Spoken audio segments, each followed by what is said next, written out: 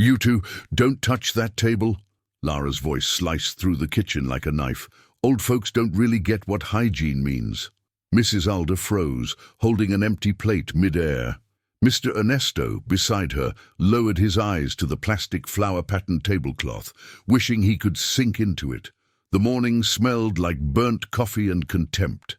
Every step Lara took inside that house felt like a silent order. Disappear. The clock on the wall showed 6:17. Their son Daniel had already left for work without a single glance back. Just leave it there, Lara went on, wiping the counter in exaggerated strokes, as if every crumb was a personal offense. I don't have time to clean up after everyone. She glanced toward the sink. And please don't touch my dishes. Last time I nearly broke 2 glasses trying to find where the lady put them. Alder only nodded. The word lady came out like spit, followed by a crooked half-smile, almost mockery. Ernesto held back his urge to respond, not out of fear of Lara, but out of care for Daniel, always for Daniel. Don't worry, dear, he said quietly. We'll have our coffee outside. Please do. Lara turned away, already scrolling through her phone. Oh, and keep the gate closed. The neighbor's dog's been running loose. I don't want any trouble. In the narrow backyard, the two sat on a concrete bench. The sun hadn't yet defeated the dawn chill. Alda rubbed her hands together. Ernesto pulled a crumpled pack of cookies from his pocket. They shared it like sharing an old memory. They ate in silence, careful not to leave crumbs on the ground. She doesn't want us here, Alda whispered. Ernesto answered with a sigh.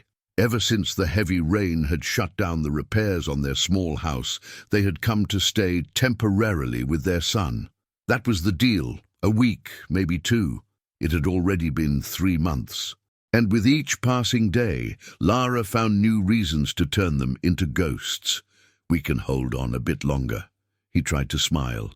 The work will be done soon. Soon, Alda repeated, but the word sounded hollow, like an empty room. The builder had stopped coming for lack of supplies. The city had delayed deliveries, and now the mason was sick. Soon had become a place that never arrived. The gate squeaked. Lara appeared holding a trash bag, walking as if on eggshells. Could you please not hang clothes on the line on Tuesday? That's when I have my online Pilates class. And that dish towel, she made a disgusted face, shows up in the camera background. I got comments about it. Alda pressed her lips together. We won't bother you, said Ernesto. Perfect. Lara tossed the trash into the bin, slammed the lid, fixed her hair.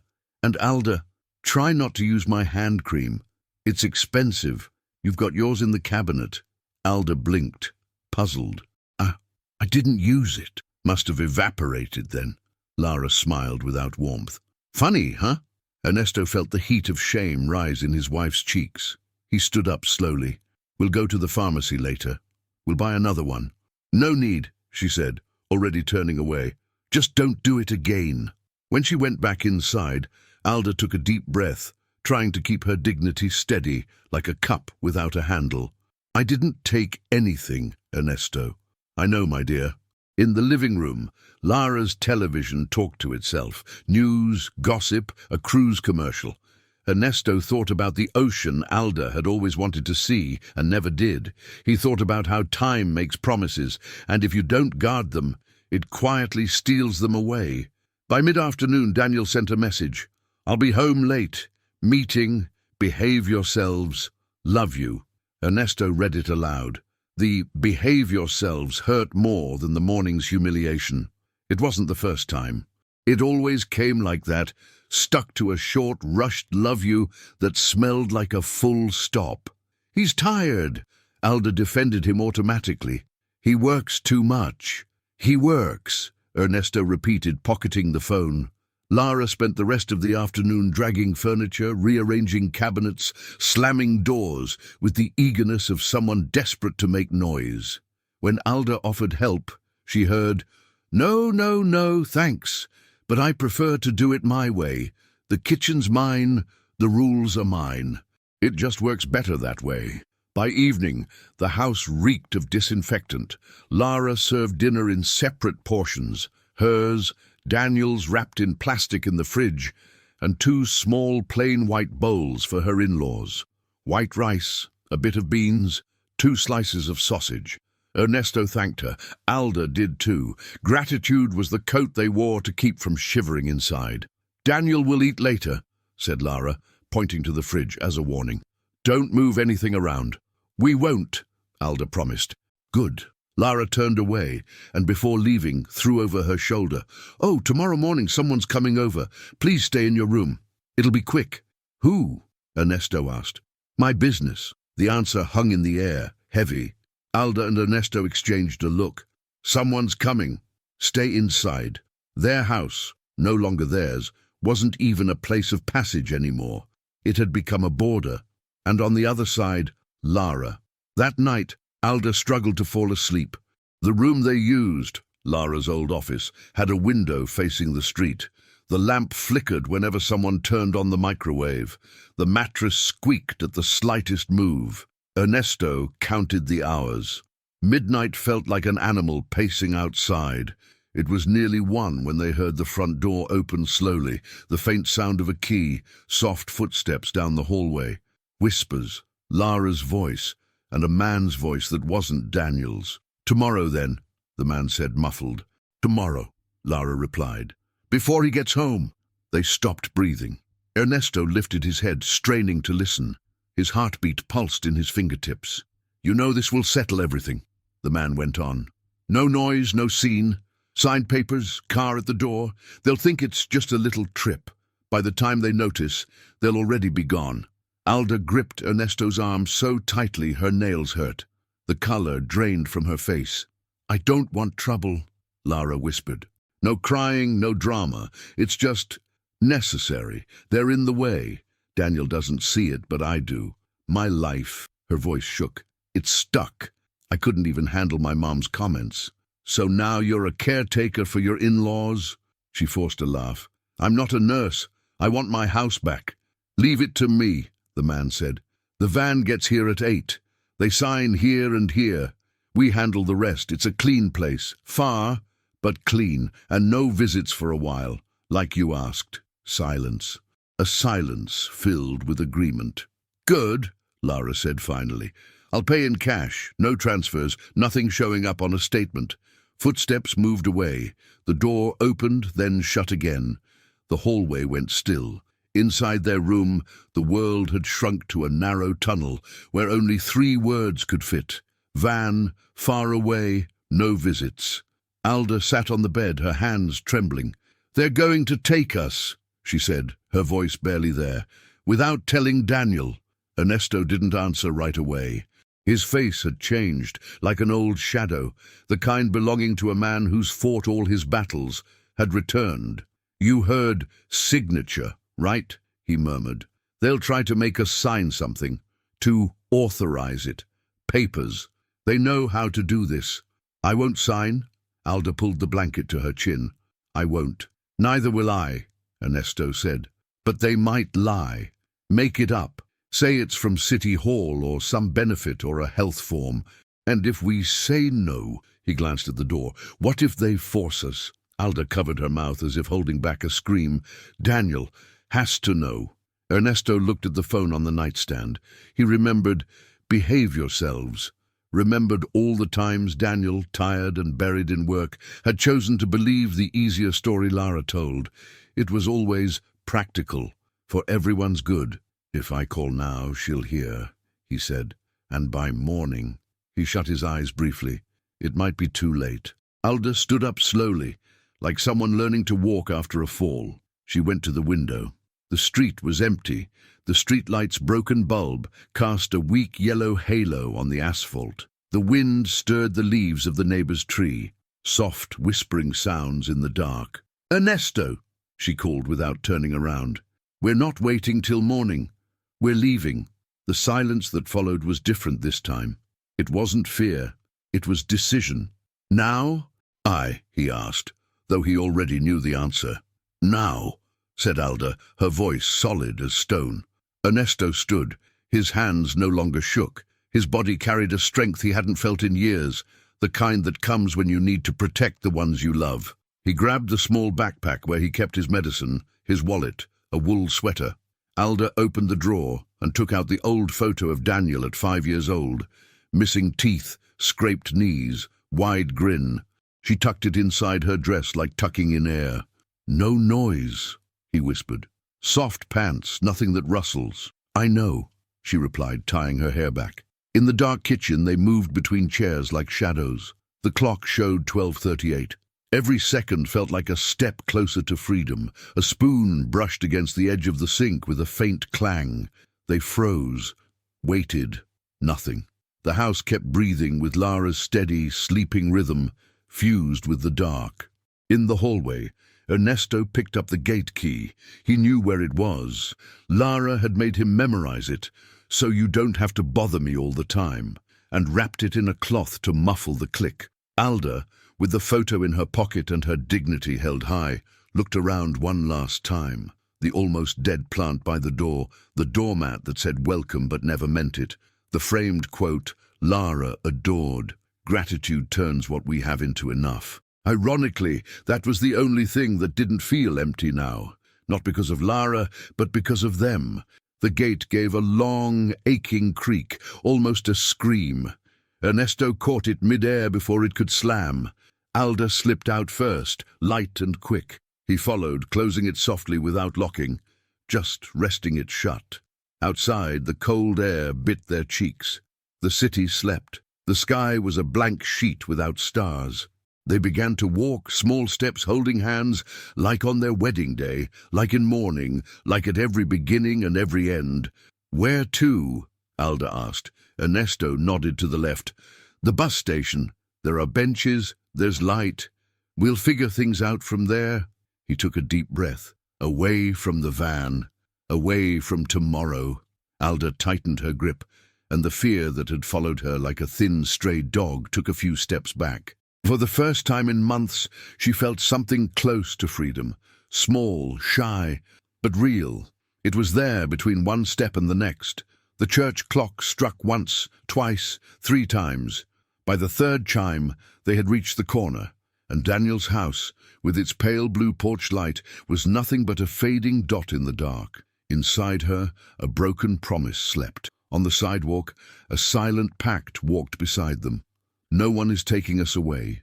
Not tonight. Not without our voice." And so, at 12:51 a.m., Alda and Ernesto left their son's house behind, stepping into a night that, without their knowing, hid secrets even crueler than their daughter-in-law's plan.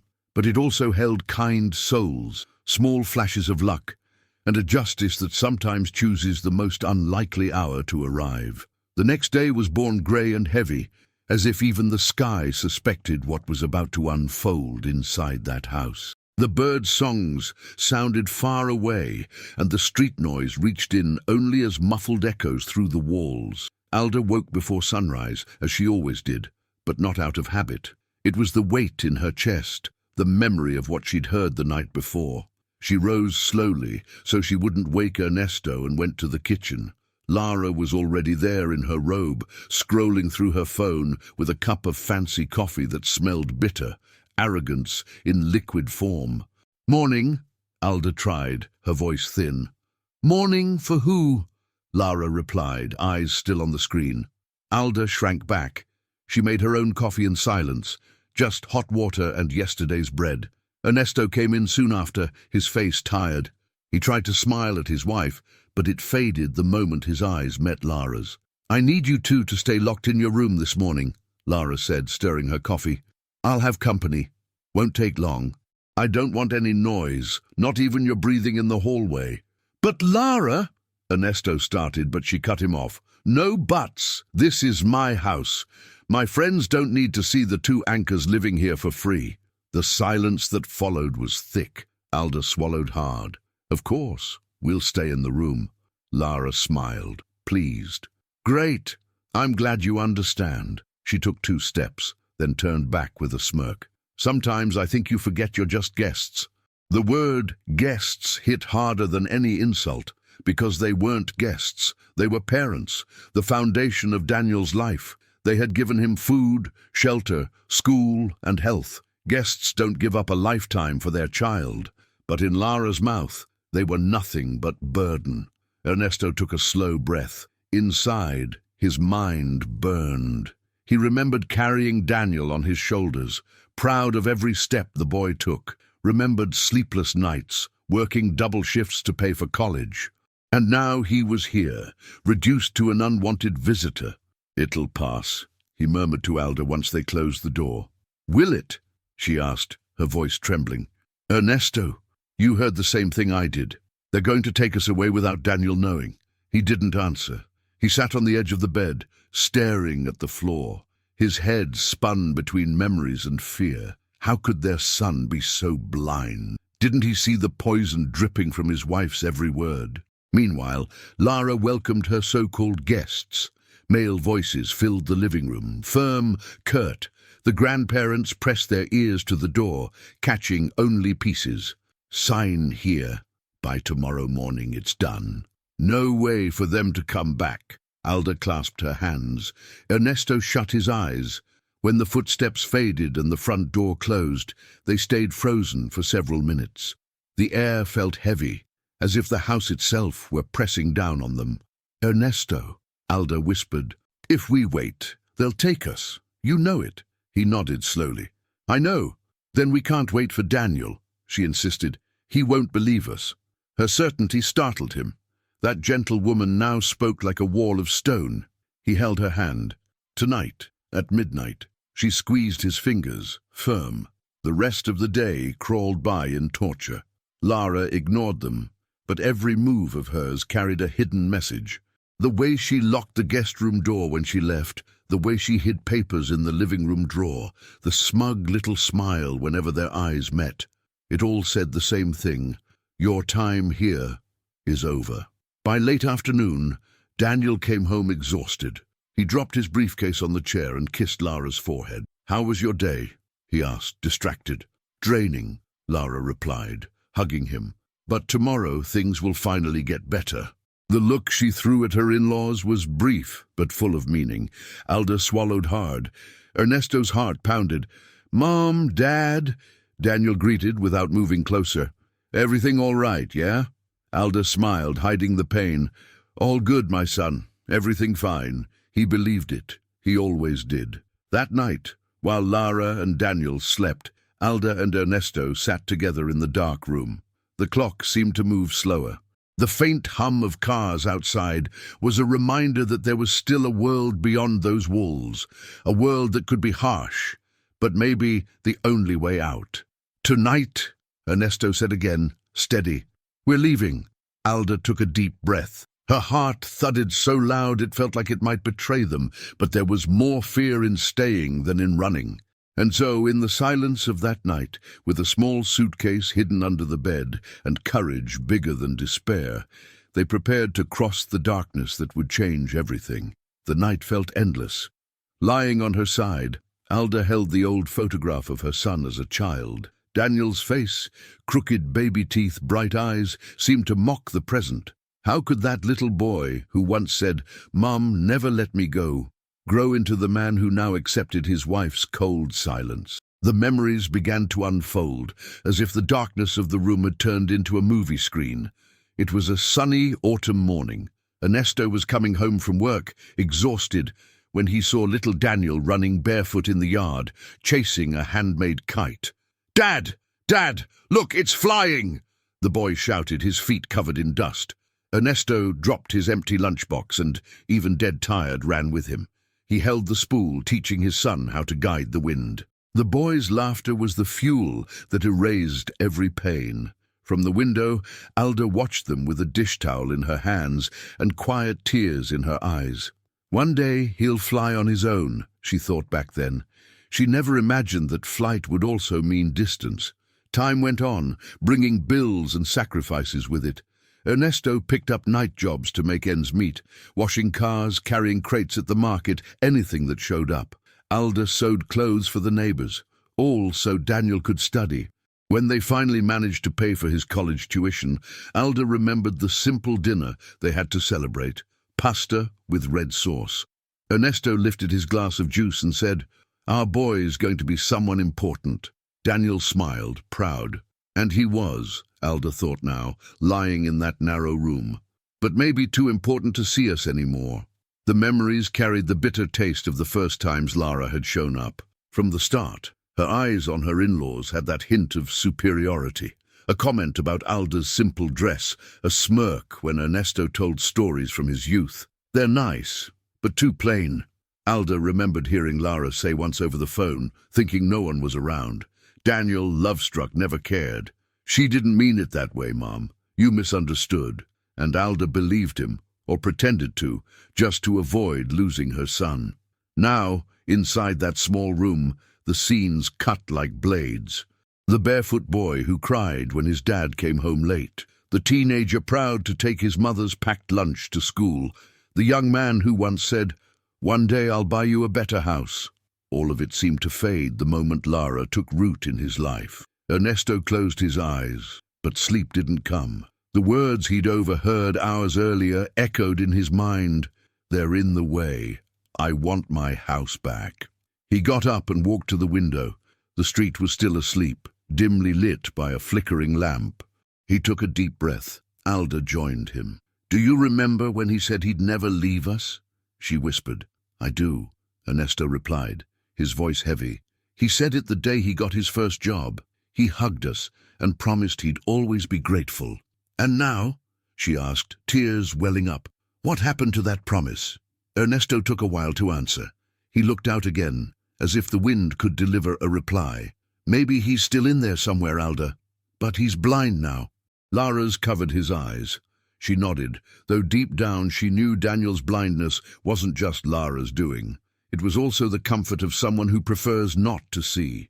They recalled so many small but painful moments. Their wedding anniversary, when Daniel arrived late and sent only a text. The Christmas, when Lara refused to use Alda's old tablecloth because it didn't match the modern style of the house. Each memory, once softened by hope, now revealed itself as part of a larger picture, one painted in neglect, ingratitude, and humiliation. "Ernesto," Alda said, steady, "if we stay, they'll take us away like children. No say, no choice." He held her hands, looking at the wrinkles time had carved there, the thin skin marked with stories. "Are you ready?" he asked. "I am.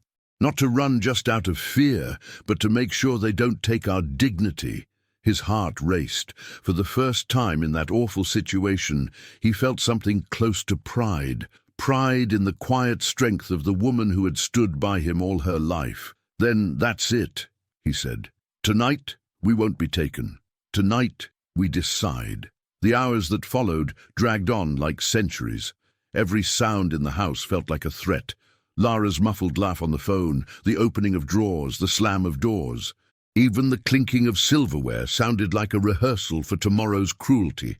Daniel, unaware of it all, came into their room just to say a quick goodnight, a rushed kiss on his mother's cheek, a nod to his father. He didn't notice the desperate look they hid behind their tired smiles. When the house sank into midnight silence, the two of them were still awake, sitting side by side, staring at the small suitcase already packed beneath the bed. The clock struck 11:57. 3 minutes to midnight. Alda and Ernesto exchanged a look. The fear was still there, but now it came hand in hand with something stronger. Resolve. In their minds, the flashbacks stayed alive. Daniel as a child, as a teen, all the promises made and forgotten. And above all, the certainty that they couldn't let their story end as a burden conveniently discarded. Midnight approached. The world seemed to hold its breath. And in that small room, two aging souls prepared to write the final chapter of their own escape. The house was deceptively calm. From outside, everything looked peaceful. Only the ticking of the living room clock slicing through the dark.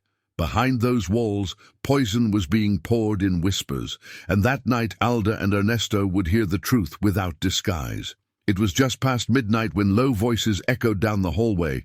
Ernesto, lying in bed, opened his eyes at once. Alda was already awake, ears alert like a cornered animal. "Shh! Keep your voice down," he might hear. It was Lara. Another deeper voice replied calmly, "He won't hear a thing. He's asleep. They both are." Alda felt a chill crawl up her spine. She nudged Ernesto's shoulder. He was already sitting up. He pressed a finger to his lips for silence and crept toward the door, pressing his ear against the cold wood. "Everything's set for tomorrow," said the man. The driver confirmed. "The van arrives at 8 sharp. And the papers?" Lara asked, nervous. "I brought them. They just need to sign. We'll tell them it's a form for a government benefit. Old folks believe anything." Alda covered her mouth to stifle a sob. Ernesto's fists clenched tight. "And if they refuse?" Lara's tone carried a hint of irritation. "They won't have a choice. The paperwork's ready. Their signatures are just for show. If they don't sign, we'll handle it another way.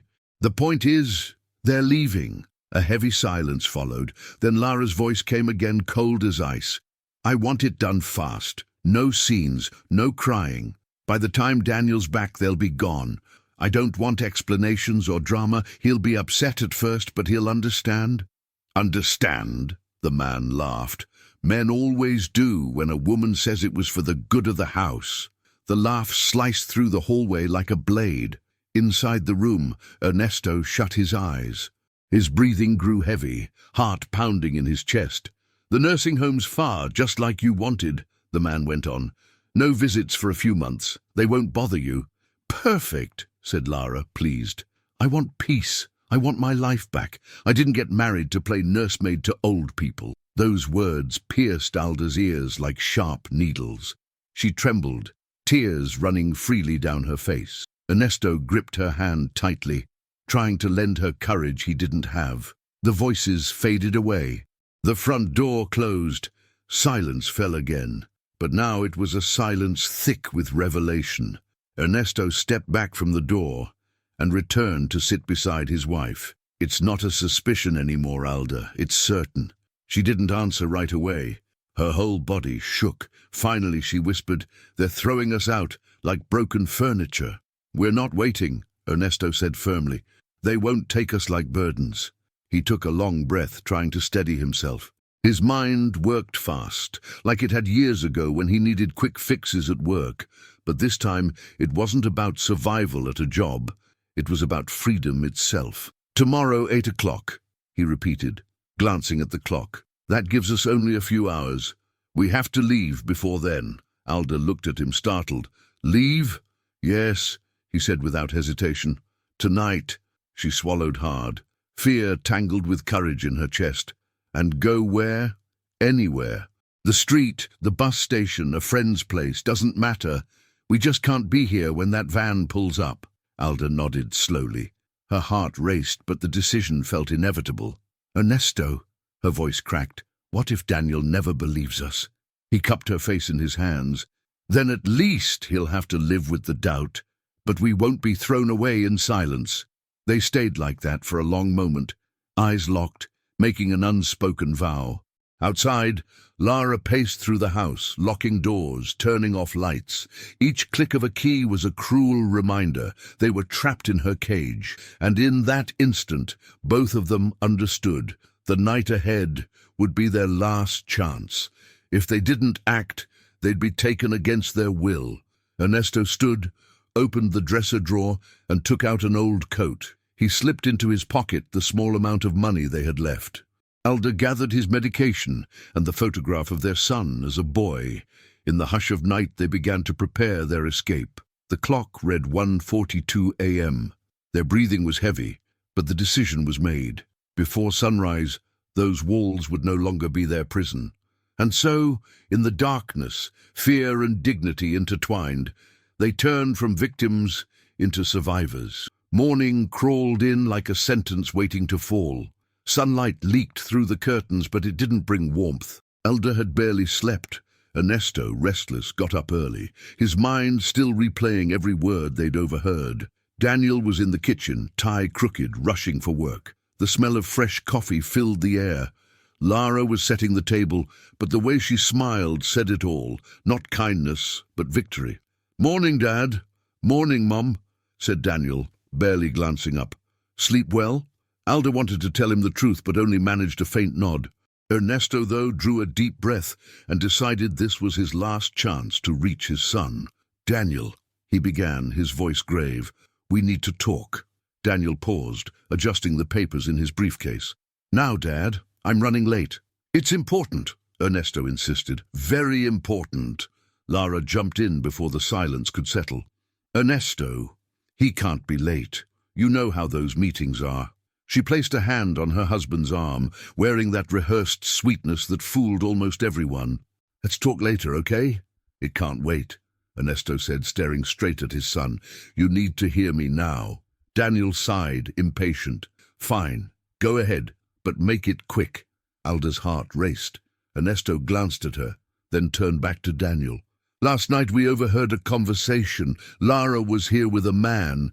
They were talking about a van, about papers, about taking us away, without you knowing. The kitchen fell into a suffocating silence. Daniel blinked, caught off guard. But before he could respond, Lara let out a short, mocking laugh. You can't be serious. We're not joking, Alda said, her voice trembling. I heard it, Daniel. She said she didn't want us here anymore, that it'd be better to send us away. Daniel turned to his wife, confused. Is that true, Lara? She laughed again, louder, pressing a hand to her forehead. Oh my God, Daniel, do you hear this? They're making things up. She turned to her in-laws, her tone sharp now. What did you hear? The TV, the neighbors. You must have been dreaming. We weren't dreaming, Ernesto insisted. She talked about no visits for months, about signing papers. Enough! Lara slammed her hand on the table. I can't believe you're trying to make me look like a criminal in my own house. Daniel rubbed his face, nervous. Dad, Mom, you know I love you, but this is serious. You're accusing my wife of something awful. Daniel, we wouldn't invent something like this, Alda pleaded, tears in her eyes. You're our son. We just want to protect you from her lies. Lara leaned over the table, venom in her eyes, but her voice still coated in false calm for Daniel's sake. Honey, please, they're exhausted, confused. They stay up all night imagining things, don't you see? They need medical help. This isn't healthy. Daniel took a deep breath. The struggle on his face was obvious. Dad, Mom, maybe you misunderstood. Those words hit like a knife. Ernesto's shoulders slumped. The boy they'd raised, the one who'd promised never to abandon them, now doubted them to defend his wife. Lara seized the moment. Daniel, we'll sort this out later. They need rest. You'll be late. He grabbed his briefcase, still frowning, and approached his parents. A quick kiss on his mother's cheek, a light pat on his father's shoulder. We'll talk later, okay? Daniel, Ernesto called out, his voice breaking with desperation. Don't let them do this to us. But his son was already at the door. Lara followed him out, giving him a long, deliberate kiss, sealing her victory. When she returned, her mask was gone. Her smile turned cold as she looked at her in-laws with pure cruelty. See? He didn't believe you. He never will. You're just dead weight. Alda began to cry softly. Ernesto felt a wave of rage rising in his chest, deep, burning, but he held it in. He wouldn't give Lara the satisfaction of seeing them break. You've got a few hours left, she said, adjusting her hair. Make good use of them. Then she walked away, the echo of her heels on the tile sounding like a gavel sealing their fate. Inside the kitchen, the air grew thick, unbreathable. Alda clung to her husband, her body trembling. He doesn't believe us, Ernesto. Our own son. I know, he answered bitterly. But it doesn't matter. We know the truth now, and we can't depend on him anymore. Silence fell again, broken only by the ticking of the clock, each second bringing them closer to the van's arrival. Ernesto straightened up, resolute. We're not waiting, Alda. It's today. It's now. Her tearful eyes mirrored his determination. Fear was still there, but now it was fuel, and while Lara planned her peaceful morning, the two of them began mapping out their final escape, hearts pounding harder with every minute that passed. The day dragged like a chain. Every minute felt like another step toward danger. Lara moved through the house with a look of victory, humming an irritating tune, as if she already knew the play was set and the actors had no choice but to obey. Alda tried to keep steady, but the feeling of suffocation was unbearable. Her stomach churned, her mouth dry. Ernesto stood beside her in silence, but his eyes gave him away. He was calculating every second how to get them out. Then in the afternoon, the truth revealed itself even more cruelly. Lara, distracted, left her purse open on the living room table while answering a call in the hallway. Alda, walking past from the kitchen, noticed a few crumpled papers inside, one with a blue stamp in the corner and a signature already typed out. Her heart began to pound. Without thinking, she stepped closer and quietly slid the top sheet out. The title made her knees weak. Permanent Residential Admission Authorization, Long-Term Care Facility. Alda's hand flew to her mouth. The paper confirmed every word they'd overheard that night. Their names, hers and Ernesto's, were already printed, ready to be finalized with signatures. The line for legal guardian was still blank, but a yellow sticky note was attached beside it. Sign here. Before she could step away, Lara's voice came from the hallway, sharp and clear through the phone. Yes, everything's ready.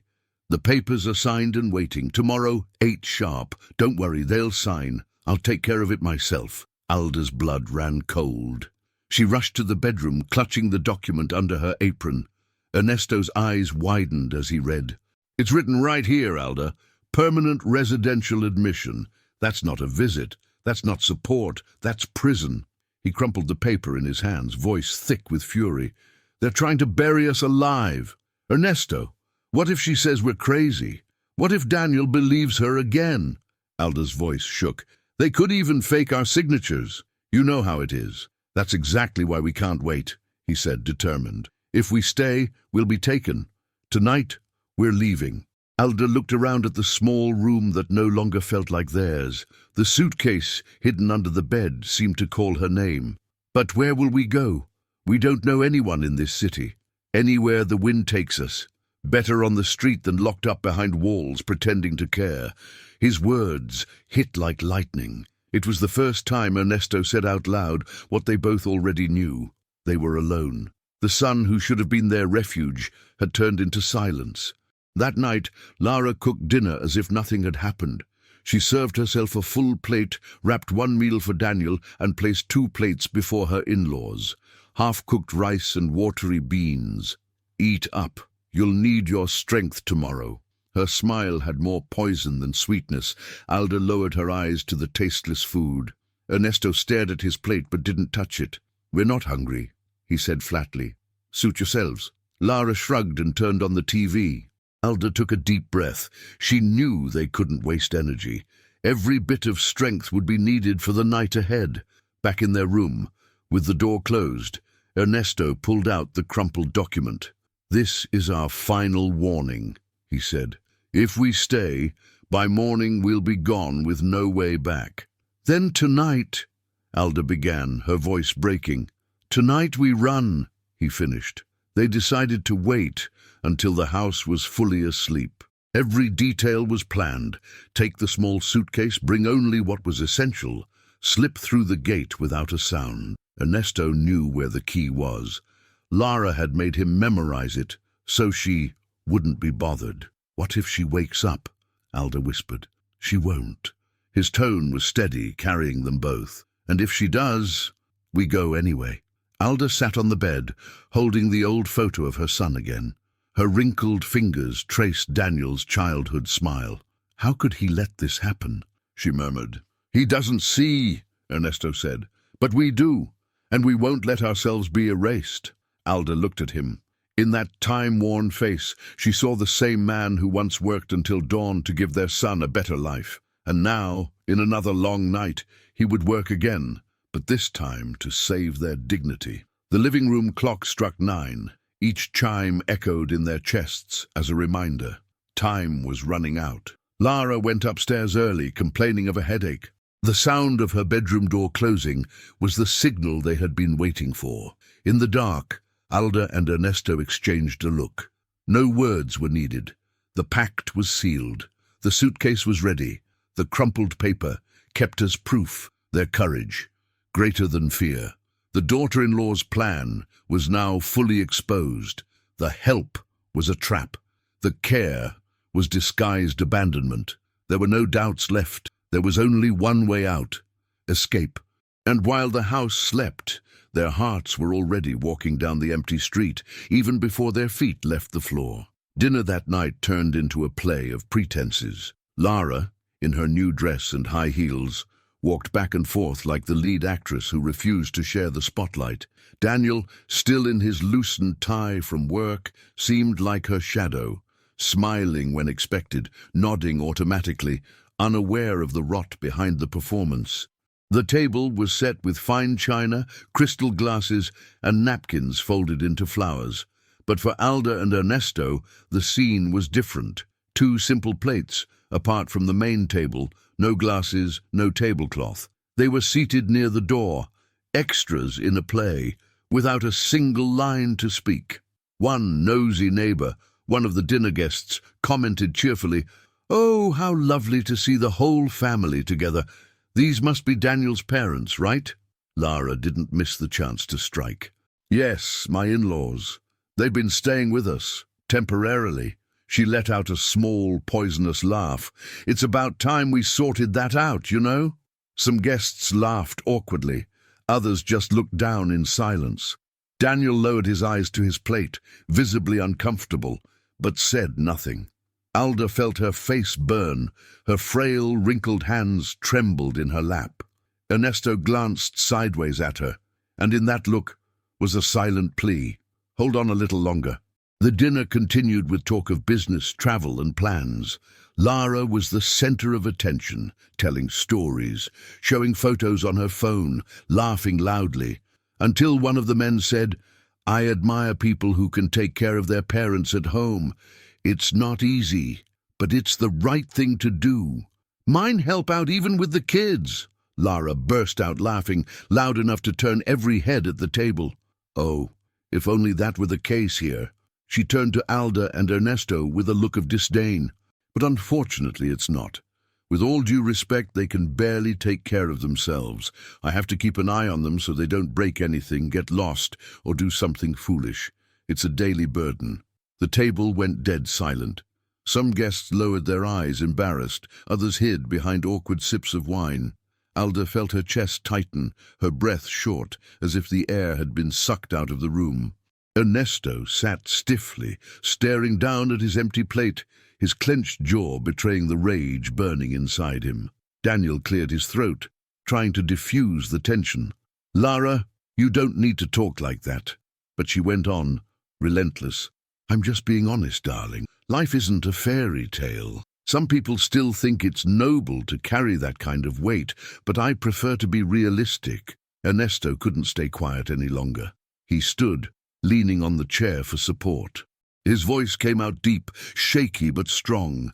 "Respect. That's all we ask for. I worked my entire life, sweated through double shifts, stayed up countless nights to give this man, my son, everything he has. And now we're treated like burdens, like forgotten junk left in the corner." The room froze in shameful silence. Alda, tears streaming down her cheeks, tugged gently at her husband's arm, begging him to sit. "Ernesto, please." But he kept going, eyes locked on Lara. "If it were only ingratitude, it would already hurt enough. But this is worse. You want to erase us, pretend we don't exist." Lara's eyes flashed, but she quickly rearranged her face into a polished smile. "See," she said to the guests. "This is what I mean. Always complaining, always making a scene. I try to be gracious, and they turn it into drama." A fake laugh rippled around the table, quiet but complicit. Daniel looked down, powerless. Alda stood slowly. Her legs trembled, but her dignity pushed her forward. "I never asked for luxury or praise. I only ever wanted respect." Her voice was calm, yet each word cut like glass. "We gave our lives for our son. Worked until we had nothing left. We don't deserve to be treated like burdens in front of strangers." Tears streamed down her face. Some guests looked away, ashamed, but Lara only smiled, pleased to see her break. "You see?" Lara repeated. "Always the same drama." Ernesto placed a hand on his wife's back, steadying her. He guided her toward their room without saying another word. The door shut behind them, muting the laughter still echoing from the living room. Inside the bedroom, Alda collapsed on the bed, weeping in silence. Ernesto stood by the wall, eyes hard, jaw set. "Enough," he said quietly, but with the force of finality. "That was the last time we swallow humiliation." Alda wiped her tears, drawing a deep breath. "You're right. I can't take it anymore.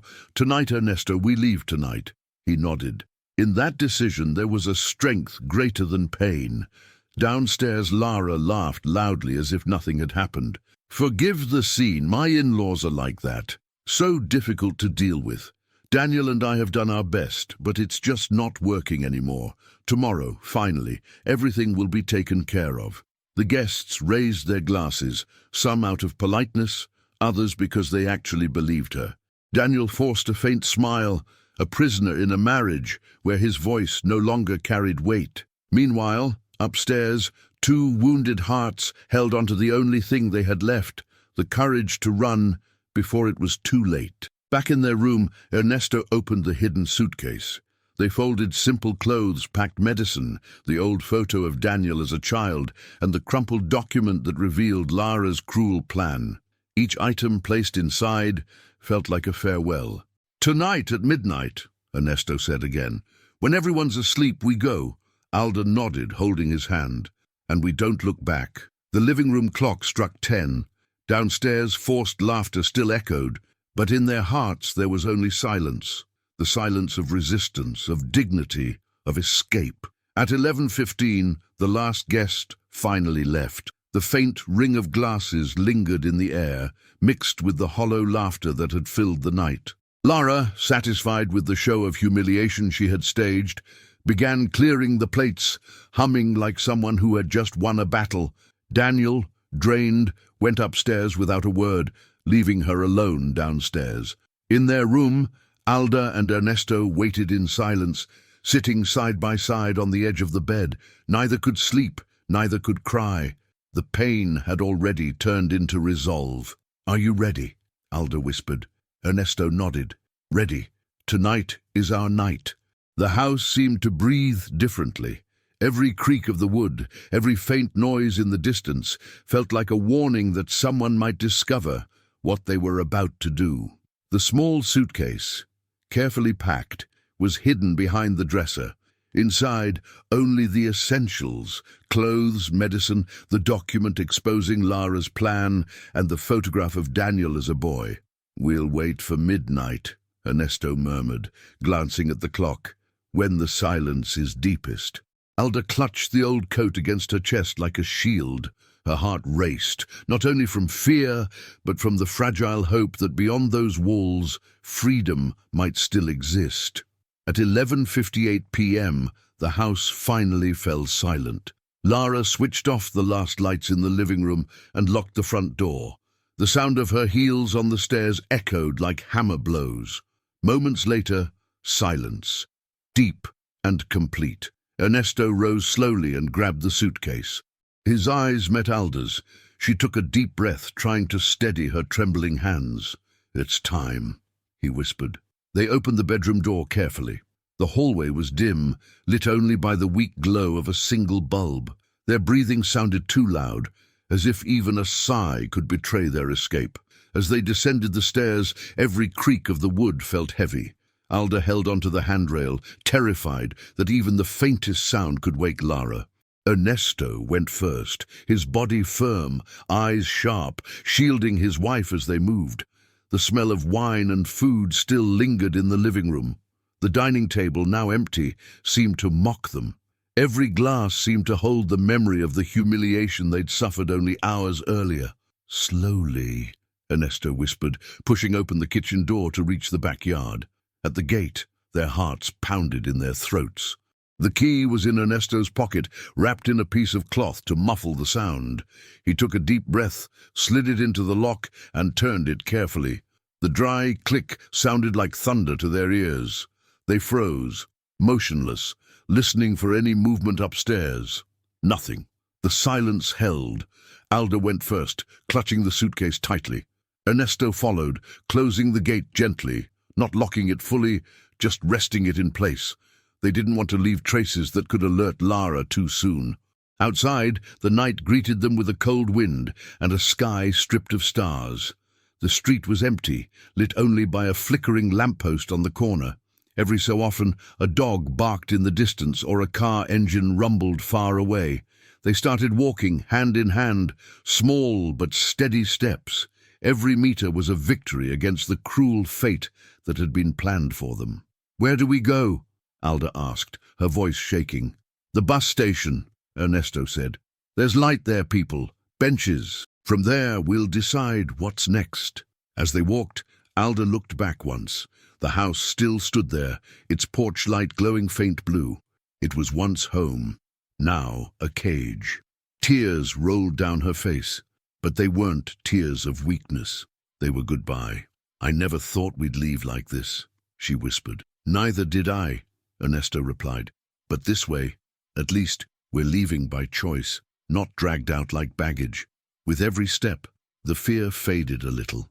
The cold night air brought with it a strange taste of freedom. The danger was still real, but they were no longer prisoners. Then came the sound, the distant growl of an engine. Headlights turned onto their street, spilling white light across the pavement. Alda tightened her grip on Ernesto's arm. "Do you think it's—" she murmured, remembering the van from the conversation. "Not yet," he said, steadying his voice. "It's too early, but we should keep moving." The suitcase swayed in Alda's hands, heavy but precious. Everything inside it, proof of the truth of the plot they'd uncovered, was worth the wait. Halfway down the block, they stopped to catch their breath. They sat together on the curb, just as they had years ago, waiting for the first morning bus after long shifts. "Remember this?" Ernesto said with a faint smile. "How many times did we sit like this, waiting for that 4 a.m. bus?" Alda let out a small laugh through her tears. "And you always said one day things would get easier.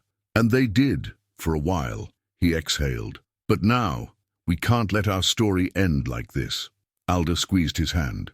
"As long as we're together, we still have a choice." They stood again and kept walking. The church bell rang in the distance, 1, 2, 3 chimes. Each echo rolled through the sleeping streets like a reminder that they were alive, that time was still theirs.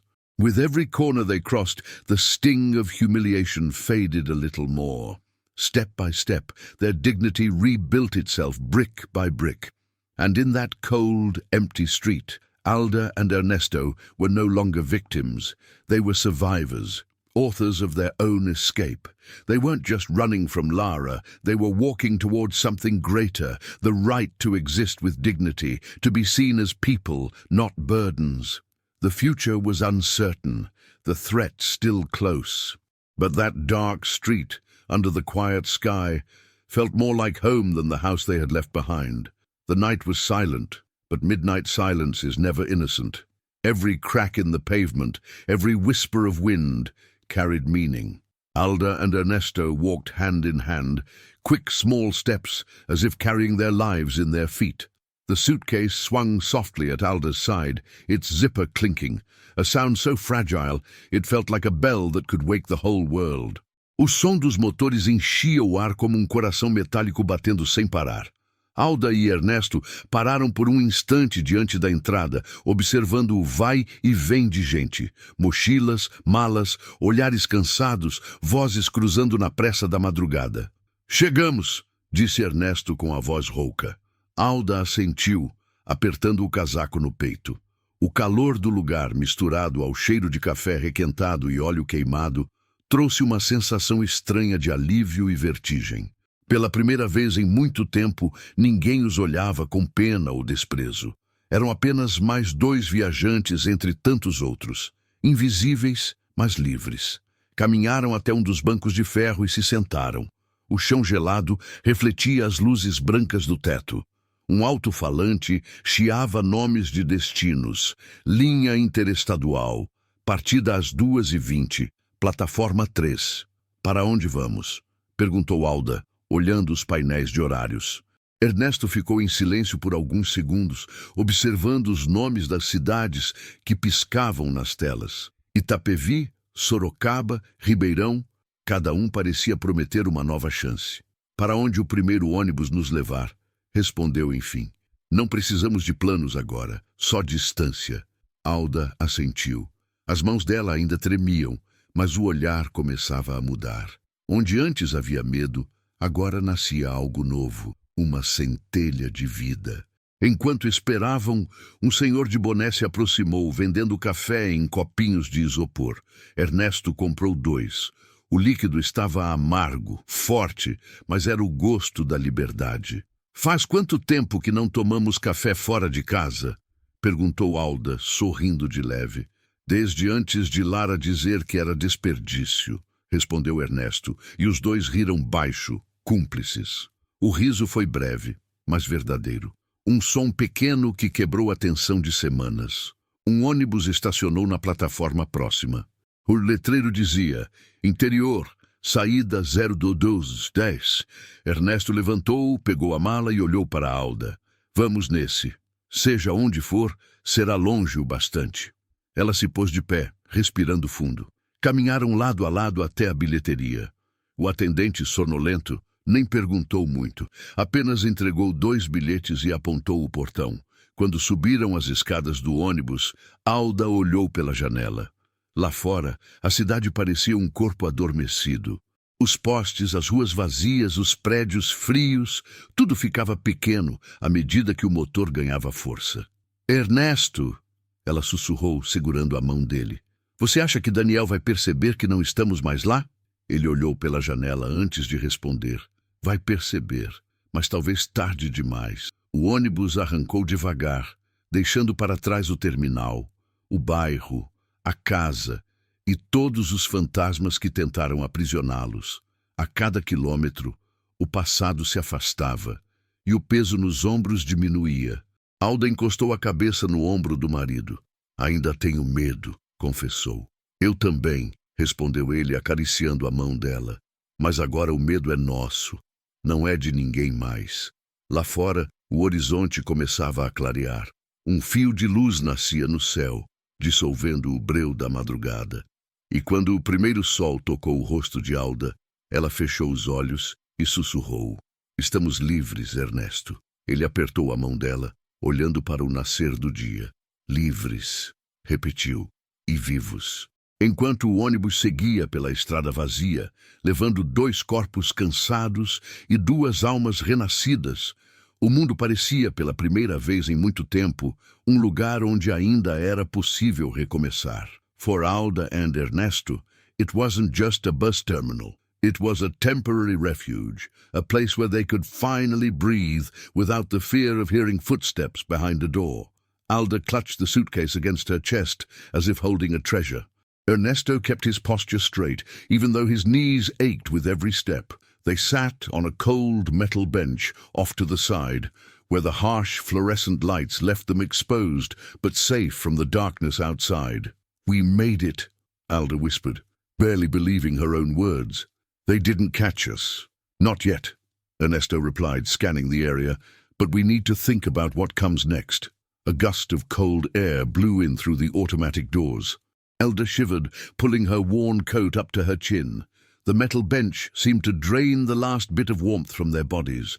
Ernesto wrapped an arm around her shoulders, trying to share what little heat he had left. Around them, a few scattered figures slept in corners of the terminal, workers waiting for the first bus, late travelers, homeless souls wrapped in threadbare blankets. Every face told a story of escape, of search, of waiting. Alda looked at Ernesto, and the question she feared slipped out in a whisper. "What if this is our life now, moving from bench to bench?"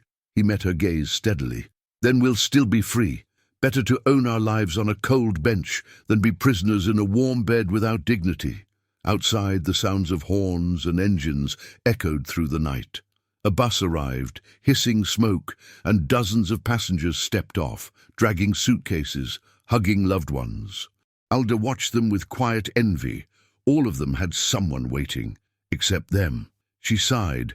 "Everyone has somewhere to go. And us? We have each other," Ernesto said without hesitation. "And that's more than Lara will ever understand." It was 2 a.m. when Alda's stomach growled loudly. They hadn't really eaten, just a few spoonfuls of cold rice.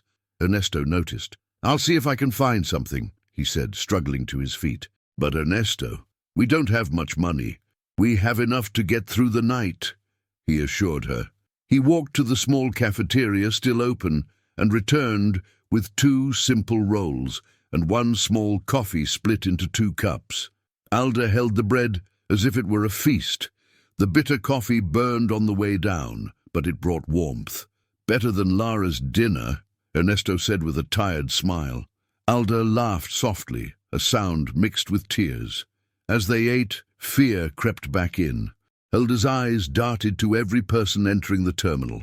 A man in a wrinkled suit, a woman with a baby, a young man with a backpack. Any one of them could be looking for them. What if Lara already noticed we're gone? She asked nervously. What if she sent that man to find us? Ernesto took a slow breath. Even if she noticed, she'd never imagine we came here. She thinks we're too weak to walk through the night. But we're not, Alda murmured, squeezing his hand. Not anymore. A few minutes later, a station worker approached. A simple man in a yellow vest, with tired eyes but a kind expression. Everything okay with you two? He asked, noticing the couple huddled together on the bench. Ernesto hesitated for a second but answered, Yes, we're just waiting, deciding where to go. The man studied them for a moment. It's none of my business, but there's a shelter 2 streets away. Not fancy, but they've got blankets and hot soup. Alda's eyes filled with gratitude. We might go there, thank you. Do what feels right, the man said with a gentle smile. But remember, no one should have to freeze here. He walked away, leaving behind a small spark of hope. Sitting back down, Alda rested her head on Ernesto's shoulder. See, Ernesto, even in a world so cruel, there are still good people. There always are, he agreed. It's just that sometimes evil shouts louder. But goodness never disappears. Alda closed her eyes, breathing deeply. The memory of the dinner, of Lara's cruel words, still stung. But in that cold terminal, the pain mixed with a quiet certainty. They had done the right thing. By 3:30 a.m., Ernesto stood up, stretching his back. We need to decide, he said. Either stay here until sunrise or head to the shelter. By morning, they'll be looking for us. We can't be where they expect. Alda nodded. Let's go to the shelter. At least we can rest a little. He grabbed the suitcase, offered her his hand, and helped her stand. In their eyes there was exhaustion, but also a spark, the fire of those who refused to be discarded. They left the terminal hand in hand, following the direction the worker had given them. The night still hid dangers, but it also offered choices. And for the first time in a long while, Alda and Ernesto were choosing for themselves. As they walked down the cold, empty street, far from Lara's cruel plans, one truth became clear. They might not know where they'd sleep tomorrow, but at least tonight they would sleep free. The night was long, but when the sky began to pale, Alda and Ernesto no longer felt just the chill in their bones. What pulsed inside them was a strange mix of fear and hope, beating like a drum. At the shelter, they were given a thin blanket and a bowl of watery soup. No luxury, but full of humanity. More than Lara had ever offered. Sitting together on a wooden bench, with the faint morning light filtering through high windows, they looked at each other in silence. There was no regret, only the uncertainty of what would come next. Then a familiar voice echoed through the shelter hall. Dad? Mom? Ernesto lifted his head in disbelief. Alda pressed a hand to her chest, her heart racing.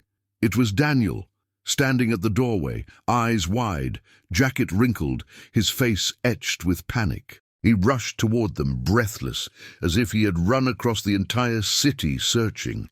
I can't believe this, he said, his voice trembling. What are you doing here?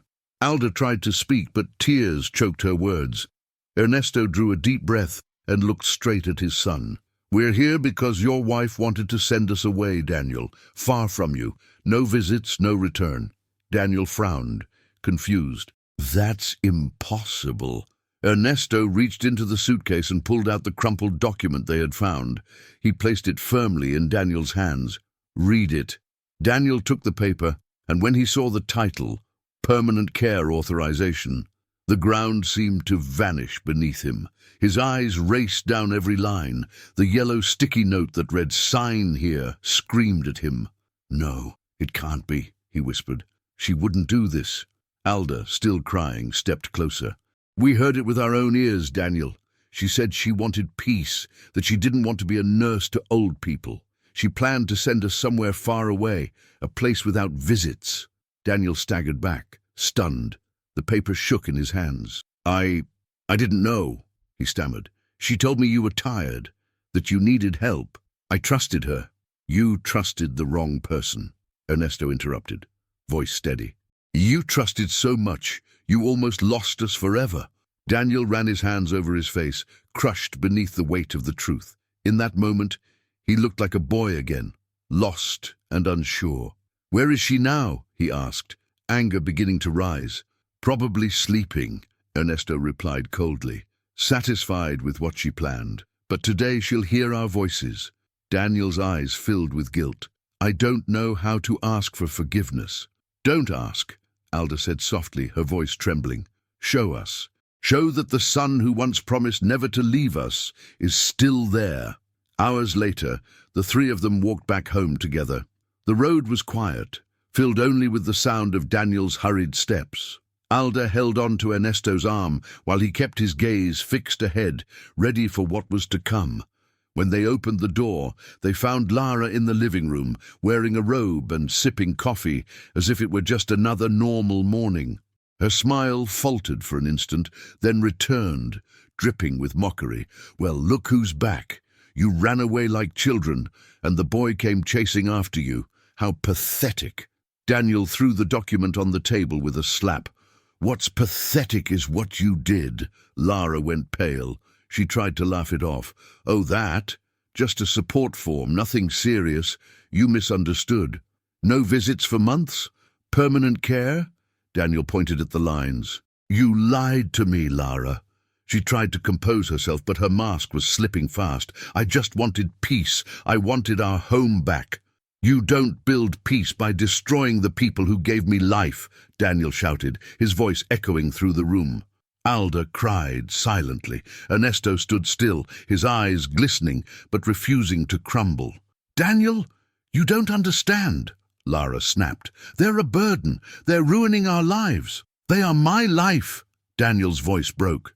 "Everything I am I owe to them, and you wanted to throw them away like trash." Lara stepped back, speechless. There was no undoing what had been revealed, no covering what had been said. The silence that followed was the final verdict. Daniel drew a long breath, looking at his parents, then at his wife. "If anyone's leaving this house, it's not them. It's you." Her eyes filled with fury and disbelief. She tried to protest, but Daniel's voice was unyielding. "Enough!" She slammed the cup onto the table, turned, and stormed upstairs. The door slammed shut like a gunshot. Silence returned, but this time it was a different kind of silence. Daniel turned to his parents, tears filling his eyes. "I was blind, weak. I let her speak louder than you. Please, forgive me." Alda was the first to embrace him, crying as if she had waited her whole life for that moment. Ernesto joined them after a heartbeat, and the three stood there, holding each other, as if time itself had stopped long enough to let their wounds begin to heal. "What's done is done," Ernesto said quietly. "What matters is that now you see the truth." Daniel wiped his tears and vowed, "Nothing and no one will ever come between us again." That moment didn't erase the months of pain or the scars left by Lara's cruelty, but it brought something that had been lost: hope. Alda took her son's hand and looked into his eyes, just as she had when he was a child. "Never forget, Daniel. A parent's love is not a burden. It's a root, and when you tear out the root, the tree dies with it." Daniel nodded, his soul marked by the lesson. And so, that morning, the truth surfaced. Lara's mask finally fell, and the grandparents reclaimed the voices that had been silenced. The morning that dawned in that house was unlike any other. The walls, once echoing with cruel laughter, now held a different kind of silence. It was heavy but necessary, a silence of truth, of reckoning, and perhaps of beginning again. The weight of truth had settled in the room, and nothing could ever be the same again. Daniel sat on the couch, the crumpled document still in his hands. His red eyes betrayed a sleepless night and the shock of what he had discovered. He looked like a man who had finally woken from a trance, realizing just how blind he had been. Alda and Ernesto stood side by side, watching their son. There was no anger, but neither was there immediate relief, only anticipation, the quiet hope that after everything Daniel would finally choose the truth. Lara came down the stairs with firm steps, her silk robe swaying as if she still tried to hold on to an air of superiority. But her eyes were tense, betraying the fear of losing control. "You don't understand," she said, her voice dripping with venom. "All I ever wanted was peace, order in this house." Daniel stood up, the paper trembling in his hands. "Peace isn't built by erasing a family's story. You tried to separate me from my parents, tried to deceive me. That's not peace, Lara. That's cruelty." She laughed, but the sound cracked midway. "You've always been weak, Daniel. They've always been a burden, and you never had the guts to admit it." "No," he replied, his voice steady and stronger than ever before. "Weak was me, for letting you speak for me. But today, I speak. Today, I choose." Lara went pale. She tried to argue, but one look at Daniel's eyes told her the battle was already lost. She turned and stormed back upstairs, slamming the door behind her. Her mask had finally fallen. Silence returned to the room. Daniel approached his parents, tears filling his eyes.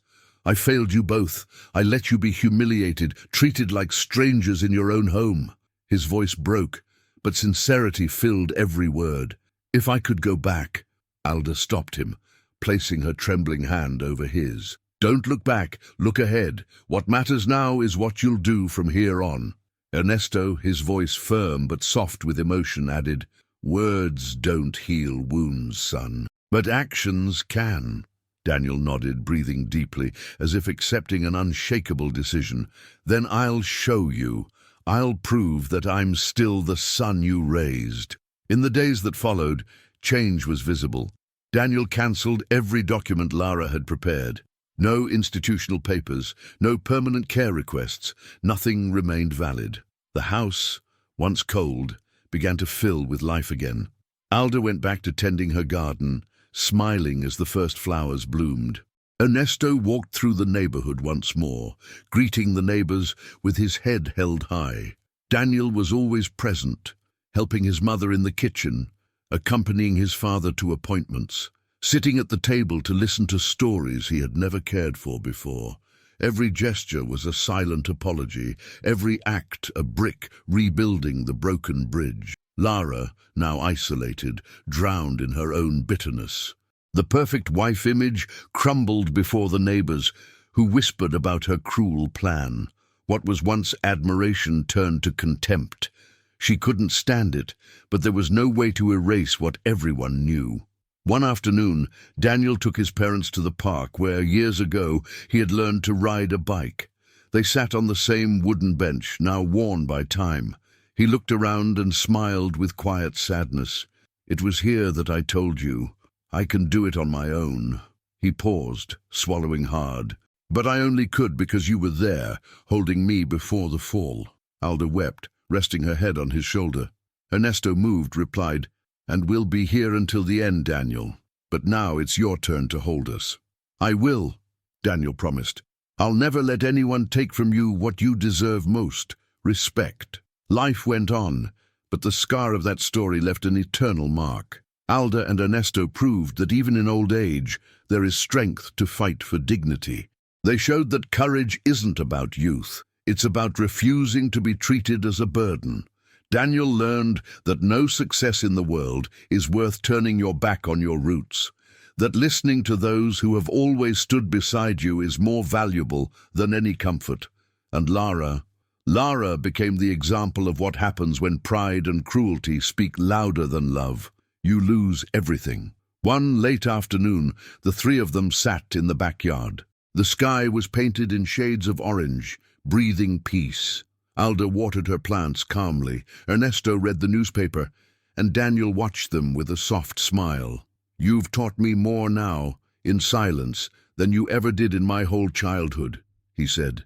"You've taught me that love isn't a burden, it's a root." Alda looked up, her eyes filled with emotion. Ernesto nodded firmly. "And a root, son," he said, "can't be torn out without killing the tree."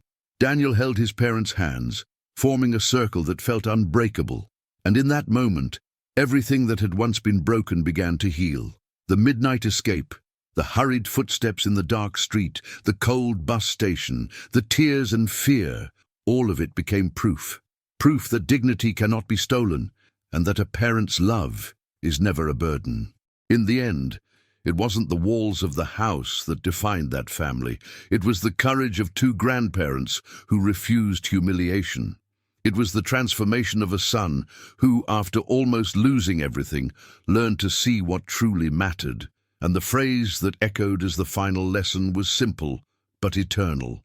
Those who forget their roots lose their strength, but those who remember where they came from build a future no one can destroy.